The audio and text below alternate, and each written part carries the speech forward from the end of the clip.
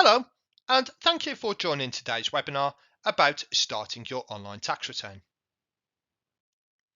Before we start today's webinar, I'll just mention that this webinar is part of a series that will help you with your self-assessment tax return. These are the titles of the other webinars in the series. You can find out when these webinars are running and about other products to help you with your tax return on our HMRC email updates, videos and webinars for self-assessment page on gov.uk. In today's webinar, we'll look at who must send a tax return, starting your tax return, the Tell Us About You page, and tailoring your tax return. I'll just mention making tax digital, or MTD, for income tax. From 6th of April 2026, there's a legal requirement to use MTD for income tax for anyone that had self-employment and or property income above £50,000 in the tax year 2024 to 2025. You should already have signed up for MTD for income tax and be using compatible software to record your income and expenses for the current tax year 2026 to 2027.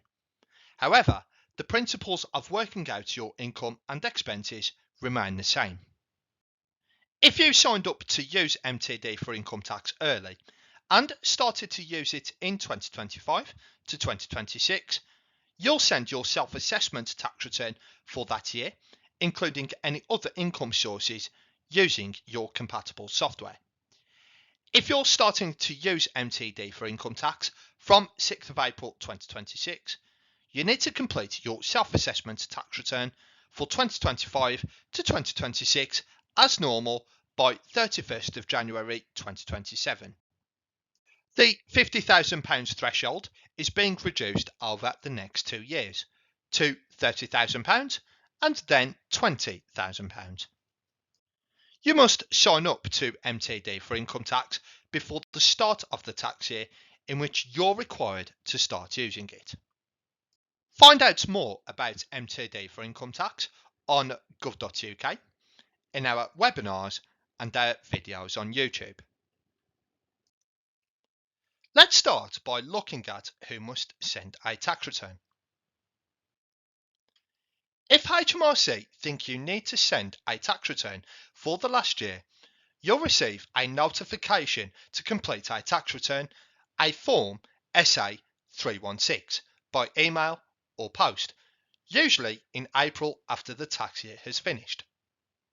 Whether you receive an SA 316 or not, if you need to send a tax return, you must send one even if you don't owe any tax or you've already paid all the tax you owe.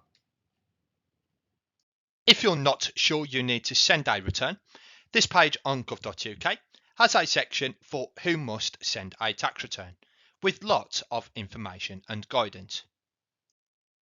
There's also a link to a tool which will help you check if you need to send one for the 2025 to 2026 tax year. You're asked a series of questions about your circumstances for the year. Based on the answers you give, the tool helps you decide if you need to send a tax return or not. If you receive an SA 316 and find you don't need to send a tax return using the tool, you must tell HMRC. You can do this online through your online HMRC tax account. Don't just ignore it, or you may receive a penalty. Moving on, we'll now look at starting your tax return. You can send your tax return anytime after the start of the next tax year, that's the 6th of April. We recommend you send it once you have all the information you need. This will help you avoid any penalties and help you budget for your tax bill. The deadline for sending an online tax return and paying anything you owe is 31st of January after the end of the tax year. To sign in to HMRC services, you now need to choose how to sign in by selecting Government Gateway or gov.uk1 login. but which do you choose? If you already have a Government Gateway account for HMRC, you should continue to use this, even if you have gov.uk1 login details for another government service. We'll tell you when you can move to gov.uk1 login. This will be at different times for different people. So, just choose Government Gateway. Then enter your Government Gateway 12-digit user ID and password as usual. If you were asked to create a gov.uk1 login when you registered for HMRC services, or you've been asked to move to gov.uk1 login for HMRC services, choose gov.uk1 login, then sign in with your email address and password. In today's webinar, we'll be demonstrating the use of the HMRC online service. This first page explains who can use the service. Most people can. This tab gives guidance on who cannot use the service. If any of the situations here apply to you, you'll need to use alternative software.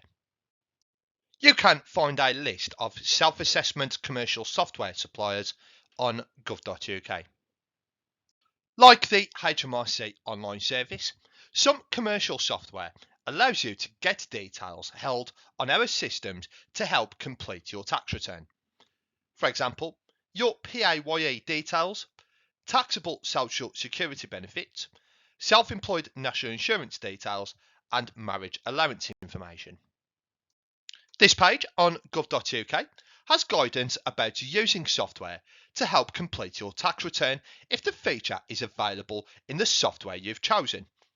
Please remember, you'll still need to check the figures are correct. Further down the first page, there's a section that explains what has changed in the 2025 to 2026 online tax return. To continue, select Start Now at the bottom of the page. That brings us to the Tell Us About You section. The Tell Us About You page is for your personal details. Most of the information will be completed. However, you need to check the details and amend anything that's incorrect. There are some details which you must confirm. For example, your address. I'll just mention the taxpayer residency status indicator will be completed based on the information HMRC hold about you. Your residency status is determined by where you live for the majority of the tax year the return relates to, not just where you currently live. Your residency status identifies the rates of tax used to calculate your tax bill. If you change your residency status, we may have to recalculate your tax bill after you send it, as our systems will take a few days to update. However, we will send an updated calculation known as an SA302 as soon as possible. Questions with optional at the side only need to be completed if they apply to you. At the bottom of the page, we ask you about blind persons allowance, also student loan and postgraduate loan repayment. The wording of these three questions may be slightly different from that shown on screen if HMRC do not yet have the details. For example, this question may be, did you receive notification from the student loan company that repayment of an income contingent student loan began before 6th of April 2026? If income contingent student loan repayments are due in the tax year, we'll also ask which plan type you're repaying. When the plan type isn't already showing, if you're not sure, or you have more than one plan, sign in to your student loan repayment account on gov.uk to find out which plan you're currently paying back. If you were employed during the year, you'll be able to tell us the amount your employer deducted for student loan and postgraduate loan repayments later in your tax return. Once all the details are correct on the Tell Us About You page, select Save and Continue. The next section is Tailor Your Return. This allows you to select the sections of the return you need to fill in. You need to answer all the questions on the 3 pages in this section. Please remember, you must tell us about all your income in the tax year, even if you've already paid tax on it. The tax year runs from the 6th of April to the following 5th of April. This first page asks about your main types of income. For example, employment, self-employment, and UK land or property income. When you answer yes to some questions, you may be asked for more information. For example, if you answer yes to being an employee, director, office holder, or agency worker, we'll ask how many employments you had and the name of each employer. I'll just mention that for tax purposes, a director of a limited company is classed as an employee of that company. They are not classed as self-employed. These 2 questions ask if your turnover or income from self-employment or UK property was above £1,000. There are times when you may need to answer yes, even when your turnover or income is £1,000 or below. For example, if you're self-employed and you want to pay voluntary Class 2 national insurance contributions, there's more guidance in the Help About links. This question about partnership income is for your own share of the income from the partnership, not the whole partnership. In a formal partnership, one nominated partner is responsible for filling in a tax return for the whole partnership. This will show the total income for the partnership, total expenses claimed, and the split of any profit or losses between the individual partners. The nominated partner must use commercial software to do this online. If you have any income from abroad, it's important to read the Help About guidance before answering this question about foreign income.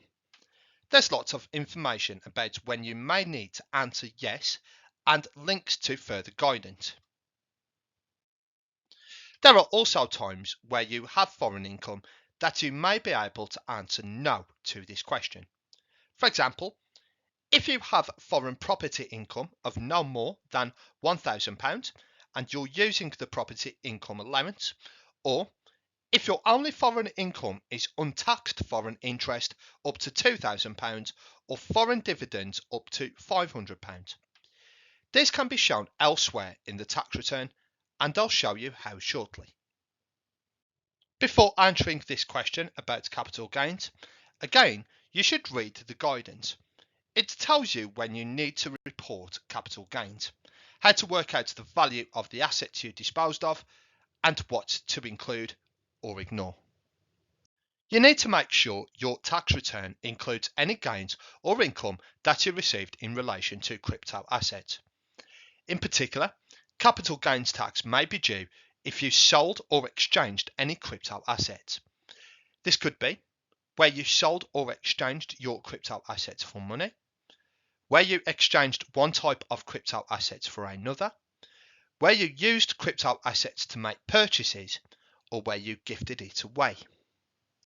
In addition, income tax and national insurance contributions may also be due where you received crypto assets from employment, or where you were involved in crypto asset related activities that generate an income, for example, lending or staking of crypto assets.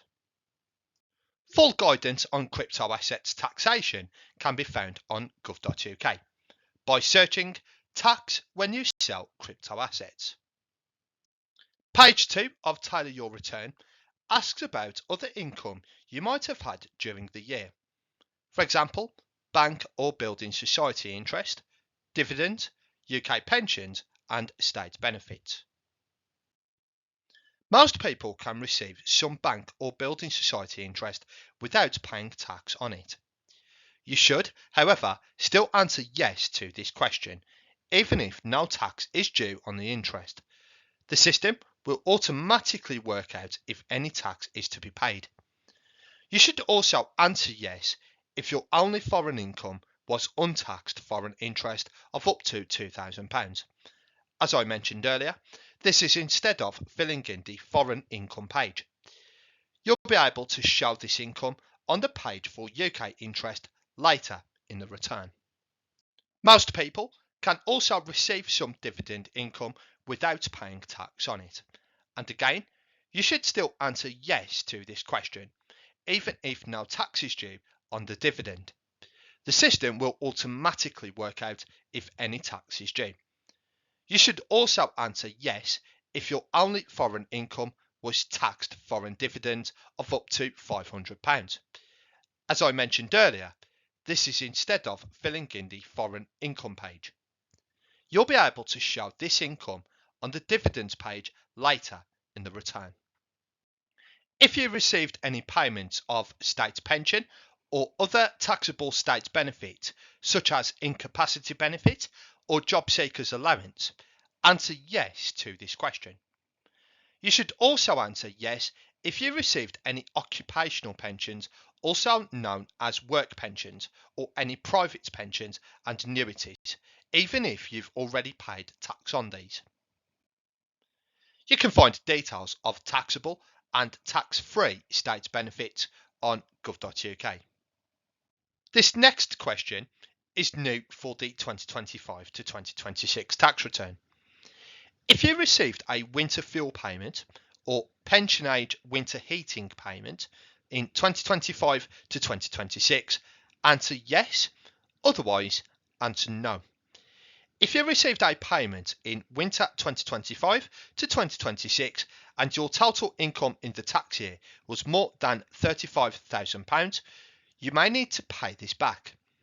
The Help About link has a short YouTube video and a link to a calculator which will help you check if you need to repay the amount you received. If you answer yes, we then ask if your total income for 2025 to 2026 was more than £35,000.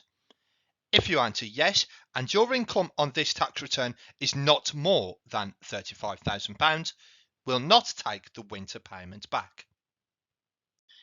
If you've said your income was more than £35,000, we ask if you were eligible for certain benefits in the week commencing 15th of September 2025. The benefits are pension credit, income support, income-based job seekers allowance, income-related employment and support allowance, and universal credit. Only answer yes if you were receiving any of these in the week starting 15th of September 2025. If you were, you won't need to repay the winter payment. This question about child benefit payments in 2025 to 2026 is about the high income child benefits charge. If you answer yes, we then ask if your adjusted net income was over £60,000. The Help About link gives you a step-by-step guide for how to work out your adjusted net income. If you answer yes to this further question, you'll need to provide more information about your child benefits payment later in the tax return.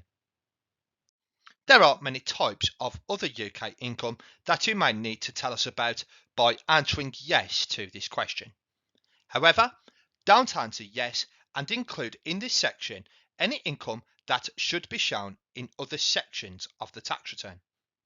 You can find guidance about the types of income you may need to include here in the Help About link. This question about income tax losses can cause confusion. It's for losses on other taxable income such as casual earnings or commission. It's not about losses that should be shown in another section of the tax return. For example, self-employment losses should be shown in the self-employment section, and UK property losses should be shown in the UK land and property section. You'll need to answer yes to this question if your total savings for a pension input period ending in a tax year are more than the annual allowance. The annual allowance for the tax year 2025 to 2026 is £60,000.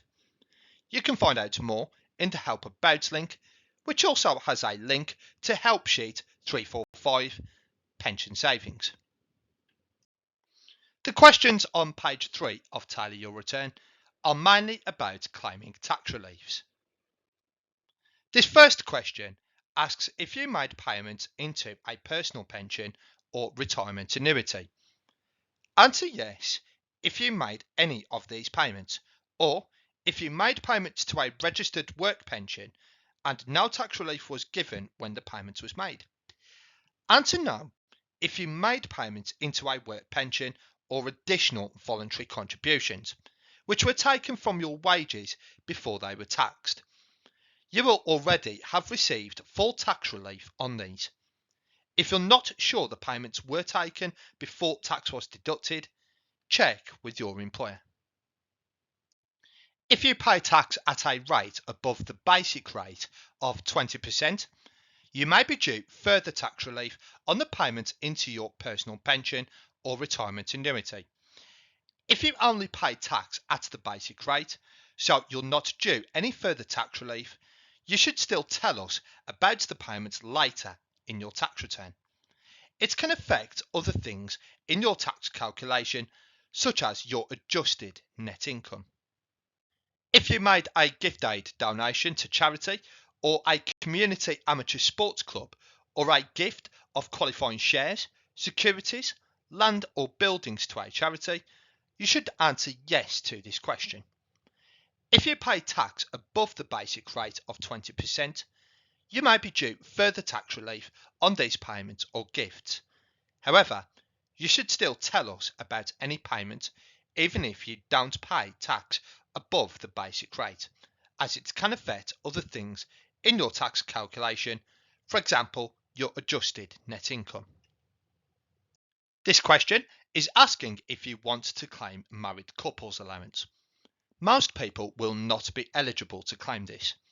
This is because either you or your spouse or civil partner must have been born before 6th of April 1935. It isn't about marriage allowance, where you can transfer some of your personal allowance to your spouse or civil partner. If you're not eligible to claim married couples allowance, answer no, and we'll then ask about marriage allowance. So this is the question about marriage allowance. Answer no to this question if you are receiving the marriage allowance from your spouse or civil partner. If you've already applied online to transfer the marriage allowance, also select no, as it will be included in your calculation. An online transfer remains in place until you ask for it to be stopped. If you apply to transfer the marriage allowance in your tax return, you'll need to do this each year you want to make the transfer. If you're eligible and haven't made an online claim, answer yes to transfer 10% of your personal allowance to your spouse or civil partner. You can find out about eligibility in the Help About link or on gov.uk. This next question asks if you want to claim other tax reliefs and deductions. The Help About link gives lots of examples of other tax reliefs and deductions you may want to claim. This question is not about refunds you've received during the tax year that were for an earlier year, or tax refunds through an employer. It's about 2025 to 2026 tax you've paid which HMRC or Job Centre Plus has already refunded during the year. We then ask if you had a tax advisor. This could be an accountant, a friend or relation. Please note that if you ask someone else to fill in your tax return for you, you are still responsible for the entries on the return. This next question asks if you have used one or more tax avoidance schemes. Please read the Help About guidance before answering. If you do not tell HMRC about a scheme that must be disclosed, you could be charged a penalty. The final question asks if you are acting in capacity on behalf of someone else.